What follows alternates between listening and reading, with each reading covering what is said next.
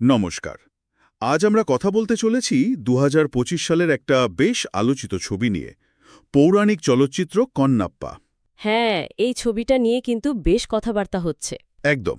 আমাদের কাছে ছবিটার একটা বিস্তারিত বাংলা রিক্যাপ আছে, তো সেটার ভিত্তিতেই আমরা একটু গভীরে যাওয়ার চেষ্টা করব। মানে এর কাহিনী, এর ভেতরের বার্তা, চরিত্রগুলো এগুলো একটু বোঝার চেষ্টা করা যাক। ঠিক। মূল ফোকাসটা তো সেই আশ্চর্য যাত্রাপথ, তাই না?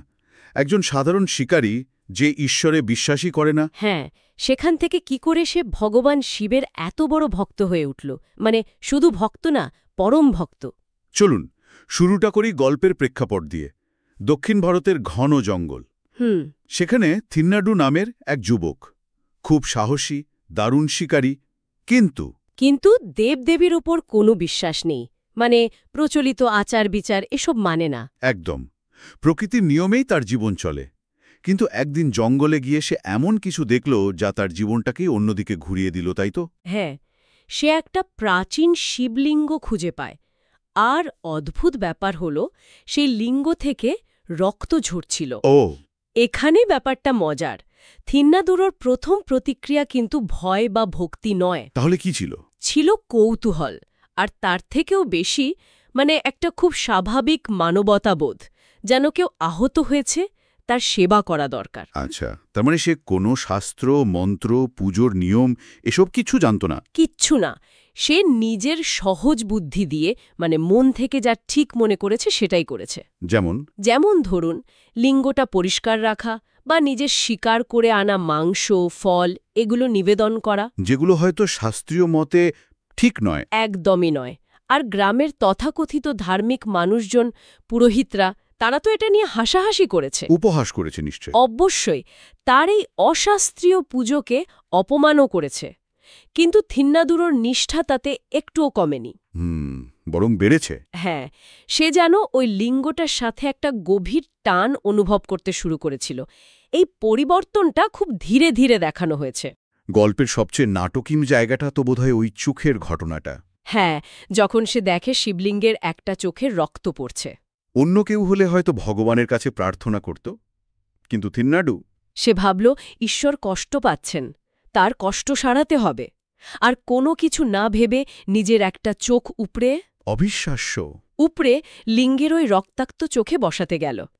এটা শুধু ত্যাগ নয়, মানে এটা ভালোবাসার একটা চরম পর্যায়। তারপর যখন দেখল অন্য চোখ থেকেও রক্ত পড়ছে, তখন সে নিজের দ্বিতীয় চোখটাও উপড়ে ফেলতে তৈরি। ভাবা যায় না। আর ঠিক সেই সময়ে কি ভগবান শিব এলেন? হ্যাঁ, এই চরম আত্মত্যাগের মুহূর্তেই শিব আবির্ভূত হলেন। তিনি থিন্নাডুকে থামালেন। আর তার এই নিঃস্বার্থ ভালোবাসায় প্রসন্ন হলেন। একদম। তাকে নতুন নাম দিলেন কন্নাপ্পা, মানে কন্নু বা চোখ দিয়ে যিনি প্রভুর সেবা করেছেন বা রক্ষা করেছেন। এটাই তো মূল বার্তা, তাই না? যে আসল ভক্তি কোনো নিয়মকানুনের ঊর্ধ্বে। ঠিক। তার উৎস হল অন্তর থেকে আসা খাঁটি প্রেম, নিঃস্বার্থ ভালোবাসা। এই কঠিন চরিত্রটা পর্দায় এনেছেন বিষ্ণু মাঞ্চু।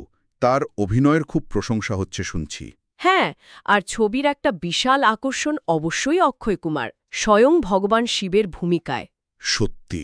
আর শুধু তাই নয়, প্রভাসও তো আছেন। হ্যাঁ, রুদ্র অবতারে, মানে শিবের উগ্র রূপে একটা ক্যামিও রোলে। দারুণ কাস্টিং। মোহনলাল, কাজল আগরওয়ালও আছেন নাকি? হ্যাঁ, তারাও খুব গুরুত্বপূর্ণ চরিত্রে। সব মিলিয়ে তারকা সমাহার বেশ জমজমাট। অভিনয়ের পাশাপাশি ছবিটার মেকিং নিয়েও তো কথা হচ্ছে। Shooting, VFX. অবশ্যই। ছবিটা নিউজিল্যান্ড আর ভারতের বেশ কিছু খুব সুন্দর কিন্তু দুর্গম জায়গা শ্যুট করা হয়েছে। লোকেশনগুলো নিশ্চয়ই গল্পের পৌরাণিক আবহাওয়াটা তৈরি করতে সাহায্য করেছে। একদম। আর ভিএফএক্সের ব্যবহারটাও বেশ ভালো, মানে শুধু চোখ ধাঁধানো নয়, গল্পের যে আবেগ বা আধ্যাত্মিক মুহূর্তগুলো আছে, যেমন শিবের আবির্ভাব। হ্যাঁ, বা যুদ্ধের দৃশ্য, সেগুলোকে আরও বিশ্বাসযোগ্য আর জোরালো করে তুলেছে। টেকনিক্যালি বেশ উঁচু দরের কাজ। আর মিউজিক? স্টিফেন দেবশির কাজ কেমন? শ্রীকালাহাস্তি গানটার কথা খুব শোনা যাচ্ছে। সঙ্গীত তো এই ছবির অন্যতম প্রাণ। স্টিফেন দেবশির ব্যাকগ্রাউন্ড স্কোর, গানগুলো, বিশেষ করে ওই শ্রীকালাহাস্তি গানটা গল্পের মুডটাকে দারুণভাবে ধরেছে। একটা আধ্যাত্মিক অনুভূতি তৈরি করে। ঠিক। এটা শুধু শোনার নয়, অনুভব করার মতো। মুক্তির পর রেসপন্স কেমন? বক্স অফিস বা ক্রিটিক্সরা কি বলছেন? বেশ ভালো। প্রথম সপ্তাহেই তো বক্স অফিসে বেশ ভালো ব্যবসা করেছে। শোনা যাচ্ছে 100 কোটির গণ্ডিও পেরিয়েছে। ওহ, দারুণ! আর টাইমস অফ ইন্ডিয়া, আনন্দবাজারের মতো কাগজেও বেশ ভালো রিভিউ বেরিয়েছে। মূলত গল্পের বুনট, বিষ্ণু মাঞ্চুর অভিনয় আর ভিজুয়াল স্কেলের প্রশংসা হয়েছে। মানে দর্শকরাও পছন্দ করছেন? হ্যাঁ, বিভিন্ন অনলাইন প্ল্যাটফর্মেও প্রাথমিক স্কোরগুলো বেশ ভালোই দেখা যাচ্ছে। তাহলে সব মিলিয়ে যা বোঝা গেল, কান্নাপ্পা শুধু একটা পৌরাণিক গল্প নয়। না, একেবারেই নয়। এটা আসলে একটা গভীর বার্তা দিচ্ছে যে সত্যিকারের ভক্তি বা ঈশ্বরপ্রেম কোনো ধরাবাঁধা নিয়ম বা আচারের মধ্যে আটকে থাকে না। ঠিক, এটা আসলে হৃদয় থেকে আসা বিশ্বাস আর নিঃস্বার্থ ত্যাগের ব্যাপার। একদম। এখানে একটা অন্য প্রশ্নও ভাবা যেতে পারে দর্শকদের জন্য। বলুন। যদি আমরা গল্পের এই ধর্মীয় দিকটা একটু সরিয়ে রাখি, তাহলে কান্নাপ্পার এই যে অবিচল নিষ্ঠা, সমাজের সব নিয়ম, সব উপহাসকে অগ্রাহ্য করে নিজের বিশ্বাসে অটল থাকা, আর তার জন্য চরম ত্যাগ স্বীকার করতেও পিছপানা হওয়া, এটা কি যে কোনো বড় লক্ষ্য বা আদর্শের প্রতি মানুষের যে চূড়ান্ত ডেডিকেশন, সেই নিয়ে আমাদের নতুন করে কিছু ভাবায় না? খুব ইন্টারেস্টিং পয়েন্ট।